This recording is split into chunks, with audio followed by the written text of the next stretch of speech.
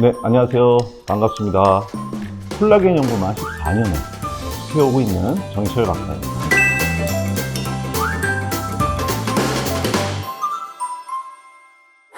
자, 여러분들 요새 콜라겐 붐이죠. 콜라겐들 많이들 이제 여러 제품들이 나와 있고 그래서 이제 드시고 계시는 걸로 알고 있습니다. 근데 콜라겐들이 다 같은 콜라겐이 아닙니다.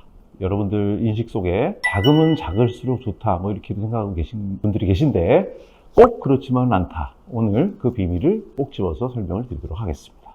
그래서 제가 모형을 좀 준비했는데, 자, 우리가 콜라겐이 이제 매년 감소를 하는데 이거를 보충을 해야 되겠죠? 그럼 어떤 콜라겐을 먹어야 잘 보충이 될까 하는 부분에 대해서 말씀드리고자 하는 겁니다. 자, 제가 이거 뭐 참 어렵게 준비했습니다. 콜라겐이 어떻게 생겼는지부터 볼게요. 여기 지금 이렇게, 여기 콜라겐입니다. 이거 좀 이렇게 잘 보이시나요? 이걸 잘 이렇게 풀어보면 여기 세 가닥의 콜라겐 분자가 있어요. 분자가 있습니다. 이렇게. 요게 이제 뒤에 이제 여기 이제 한 가닥 이렇게 돼 있는 것들 이걸 젤라틴이라고 해요. 우리가 돼지 껍데기나 돼지 족발 등을 이제 삶아가지고 끓여가지고 추출하면 이렇게 젤라틴 형태로 나오게 돼요. 한 가닥이 나오죠. 요게 이제 여러분들 잘 아는 흔히 접하는 우리 젤라틴 구미 있죠. 구미들 드셔보신 적 있죠? 그게 이제 요걸로 만들어지는 겁니다. 자, 이렇게 생겼어요. 근데 여기 또 좀 더 자세히 한번 들여다볼까요? 이걸 자세히 볼 수가 없죠. 그래서 제가 또 이렇게 보여드립니다. 이렇게 생겼다. 반드시 이렇게 생겼다는 건 아니고 아무튼 대충 이렇게 생겼다는 내용입니다. 이렇게 이해하시면 되고요. 이렇게 생겼어요. 자, 콜라겐도 단백질이라고 말씀드렸죠. 단백질이라고 말씀드렸는데 이 구슬들은 뭐냐면 아미노산이라는 겁니다. 단백질은 아미노산으로 구성이 돼 있어요. 약 20여 종의 아미노산으로 이렇게 결합이 돼 가지고 이렇게 구성이 돼 있는 겁니다. 모든 단백질의 구조는 똑같아요. 근데 콜라겐만 갖고 있는 특성이 있습니다. 이걸 한번 맞춰볼게요. 우리 어릴 때 아이큐 테스트 하시죠. 아이큐 테스트 하면 숫자를 쭉 배열해 놓고 그 다음에 오는 숫자는 뭐죠? 이렇게 막 얘기를 합니다. 자, 여기 까만색의 아미노산이 있고요. 파란색, 빨간색, 까만색, 빨간색, 파란색 이렇게 있죠. 자, 여기 뭐 규칙이 보이시나요? 규칙 보이시죠? 아시는 분. 요 다음에 오는 그러면 아미노산은 뭘까요? 붙어 나오는 아미노산은 이렇게 다시 까만 게 오게 됩니다. 이것이 다른 단백질과 다른 콜라겐만의 특징입니다. 자, 이 까만색은 글라이신이라고 하는 아미노산 이름이 있어요. 특정 아미노산이고요. 요것들은 불특정 아미노산들이 붙습니다. XY. 까만색 XY, 까만색 XY. 그 다음에 까만색 XY 붙고 또 까만색. 그죠? 1, 4, 7, 10 이렇게 붙습니다. 쭉 이게 길게 연결된 것이 바로 콜라겐입니다. 그렇죠? 이거 하느님이 이렇게 만드신 거예요. 왜 그런지는 잘 모르겠습니다만 아무튼 거기에 이유가 있겠죠. 아까 제가 말씀드렸죠. 돼지족발, 뭐 이렇게 삼계탕 이런 거 먹으면 이렇게 이걸 먹게 된다고 말씀드렸어요. 그럼 우리가 이거를 이렇게 먹게 됩니다. 이렇게 들어가서 이렇게 먹죠. 너무 크죠. 그래서 소화 흡수가 잘 되지 않습니다. 그죠? 그래서 우리 몸은 이 단백질을 사용하기 위해서 어떤 행동을 하냐면 알아서들 행동하는 겁니다. 요거를 이렇게 다 분해를 합니다. 이렇게 분해를 해요. 이렇게 분해를 합니다. 그러면 어떤 게 모여지죠? 이렇게 지금 잘 보이시나요? 이제 구슬들이 이렇게 연결이 됩니다. 이 구슬 하나하나가 아미노산이 되겠죠? 자, 이렇게 되면 어떤 현상이냐면 우리가 우유를 먹거나 소고기를 먹거나 닭고기를 먹거나 돼지고기를 먹거나 치즈를 먹거나 콩을 먹거나 단백질들이 오죠. 그럼 다 이렇게 바뀝니다. 그렇다는 얘기는 콜라겐을 먹으나 그 다음에 다른 고기를 먹으나 콩단백질을 먹으나 나중에 흡수할 때는 비슷하게 흡수된다는 거죠. 물론 콜라겐을 먹으면 아미노산 조성이 조금은 다르기 때문에 거기서 조금은 일부 효과를 볼 수는 있다고 할 수 있겠지만 대체적으로 이 아미노산들은 우리 몸에서 에너지원을 만들기 위해서 사용돼요. 무슨 말씀인지 아시겠죠? 우리 ATP라고 들어보셨나요? 좀 복잡한가요? 쉽게 말씀드리면 우리 보조 배터리입니다. 우리가 힘을 쓸 때 에너지를 사용하기 위해서 에너지를 거기다 응축해 놓은, 충전시켜 놓은 ATP라는 물질을 만들기 위해서 얘들은 사용이 되는 거죠. 그렇죠? 그리고 일부는 근육을 만들 때 쓰여진다거나 아니면 이렇게 단백질이 필요한데 사용이 되긴 하겠죠. 원료로서. 어쨌든 콜라겐을 먹어도 다른 고기를 먹을 때랑 별반 크게 피부나 기능 효과를 보기는 쉽지 않다. 극히 일부다. 이렇게 볼 수 있습니다. 자, 그러면 어떤 콜라겐을 먹어야 이거를 극복할 수 있을까요? 여기에 이제 비밀이 이제 담겨져 있습니다.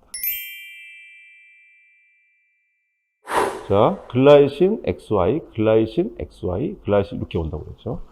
놀랍게도 과학자들이 한 가지 사실을 밝혀냈어요. 앞에서 이걸 먹으면 우리가 이걸 하나씩 다 분해를 한다고 그랬어요, 우리 몸이. 그런데 이렇게 된 상태로 섭취를 시켰더니 얘는 분해가 일부는 되지만 대부분 많은 부분이 그대로 혈액으로 들어가더라 하는 거 알게 됩니다. 이거 뭐라고 그랬죠? 글라이신 XY라고 그랬죠. 1, 2, 3 펩타이드. 아미노산이 3개 붙어 있는 이것을 트리펩타이드라고 합니다.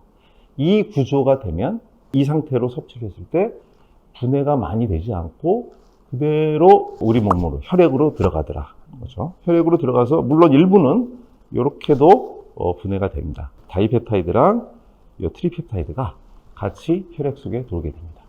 여기까지 이해가 되시죠? 그래서 이거를 다른 단백질에는 존재하지 않는 성분, 콜라겐 트리펩타이드라고 하는 거고요. 요것이 가장 중요한 피부 콜라겐의 에센셜 유닛이다. 이렇게 표현하는 거죠. 필수적인 단위다. 기본 단위다. 이렇게 볼 수 있습니다. 그래서 요게 함유된 콜라겐을 섭취하여야만 적은 양으로도 많은 효과를 가져올 수 있다. 이렇게 말씀드릴 수 있겠고요. 자, 이게 이렇게 해가지고 이제 우리가 그 먹었을 때 혈액 속을 돌죠. 아까 말씀드렸죠. 이 콜라겐 트리펩타이드가 요 혈액을 통해서 진피 속으로 스며들고요. 아까 말씀드린 중요한 세포가 있다고 그랬죠. 섬유 아세포를 활성화시키고 자극시켜서 콜라겐을 뿜뿜 만들어내게 되는 것입니다.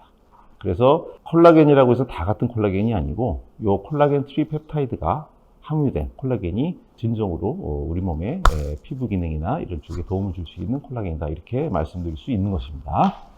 자, 그러면 우리가 여러분들 콜라겐 제품들 드시고 계시죠? 거기 이제 원료로서 콜라겐 또는 콜라겐 펩타이드를 이제 제품에 넣게 되는데 그 콜라겐 펩타이드를 만드는 회사들이 전 세계에 많이 있죠. 그러면 자, 콜라겐 펩타이드가 좀 달라요. 자, 쉽게 말씀드리면은 어떤 회사 제품은 또 이런 제품도 있고요. 5개짜리, 6개짜리 이렇게 이게 주성분인 콜라겐 펩타이드 제품도 있고요. 그 다음에 이렇게 2개짜리를 만드는 회사들 제품들도 있고요. 이것도 이제 2개짜리 이렇게 만드는 제품도 있고 이렇게 다양합니다. 자, 제가 말씀드렸죠. 이 콜라겐 트리펩타이드가 굉장히 중요한데 콜라겐 트리펩타이드를 만들어내는 이렇게 만들어내는 기술, 이게 이제 효소 기술입니다. 이거는 독자의 특유의 기술을 통해서 이걸 이제 만들어낼 수가 있게 되는 거죠. 그래서 여러분들 지금 드시고 계신 것 중에 이 콜라겐 트리펩타이드가 함유되고 있는지 이걸 좀 꼭 확인해 보시기를 추천드립니다. 그리고 또 한 가지 중요한 것은 분자량이 작을수록 흡수가 잘 된다, 뭐 이런 얘기들 많이 하세요. 반드시 그렇지만은 않습니다. 뭐 대체적으로 콜라겐이 이렇게 길게 연결되면 흡수가 잘 안 되는 건 당연한데 쪼개면 쪼갤수록 흡수가 잘 될 것이다. 어느 정도는 맞는 말이지만 꼭 그렇지만은 않다는 것이고요. 그 이유는 먼저 다 쪼개면 아까 말씀드렸죠. 구슬이 되죠. 아미노산. 피부에 별로 효과가 없는 그런 구슬이 됩니다. 그러면 이렇게 3개짜리가 제가 에센셜 유닛이라고 말씀드렸죠. 그럼 이런 제품들도 존재합니다. 이렇게 2개짜리도 존재하고요. 그런데 자, 3개짜리고 2개짜리니까 2개가 더 작으니까 더 잘 들어가겠네 라고 인식하시는 분들이 있는데 꼭 그렇지만은 않습니다.